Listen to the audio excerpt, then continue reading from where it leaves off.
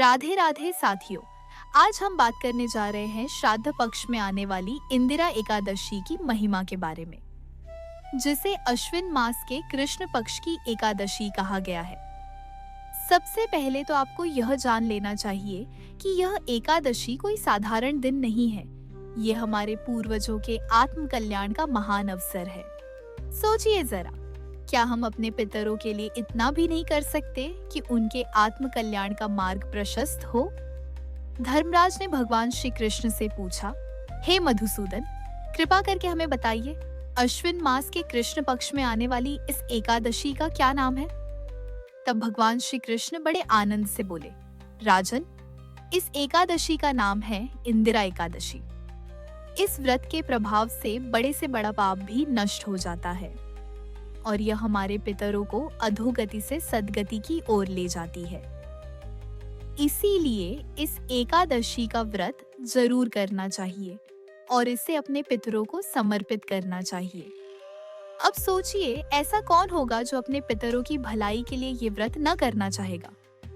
सुनिए, इस एकादशी का महत्व क्यों और बढ़ जाता है, क्योंकि ये एकादशी पितृपक्ष में आती है, इसीलिए इसका महत्व और भी बढ़ जाता है। भगवान कृष्ण ने युधिष्ठिर से कहा था कि जो भी मनुष्य इंदिरा एकादशी का व्रत करता है, उसे केवल एक व्रत का नहीं बल्कि अनेक यज्ञों का फल प्राप्त होता है, और जो इस व्रत को सच्चे भाव से करता है, उसके पितर प्रसन्न और तृप्त होकर आशीर्वाद देते हैं। अब जानते हैं व्रत की विधि और नियम। दशमी की रात से ही मन, वचन और आहार को शुद्ध रखें। अपना नाम, अपना गोत्र बोलकर आज इंदिरा एकादशी का व्रत करें। भगवान विष्णु या अपने इष्ट देव का पूजन करें, मंत्र जप करें, भजन कीर्तन करें। मंत्र जप, भजन कीर्तन और नाम स्मरण कीजिए। असत्य वाणी से, क्रोध से, झूठे आचरण से बचे और इस दिन जमीन पर शयन करें और जागरण करने का प्रयास करें। श्राद्ध और ब्राह्मण भोजन का नियम भी समझ लीजिए।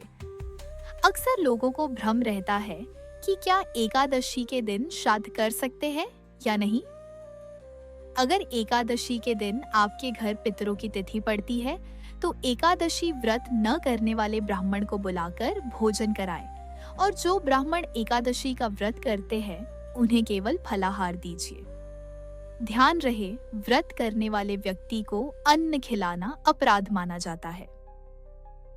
अब एक खास उपाय, इस दिन पीपल के पेड़ के नीचे तिल के तेल का दीपक जलाकर 11 परिक्रमा करें और पितरों से प्रार्थना करें, हे पितृदेव, हम पर प्रसन्न होइए, हम पर कृपा कीजिए। इस उपाय से पितृ प्रसन्न होते हैं और उनका आशीर्वाद हमेशा आपके साथ रहेगा।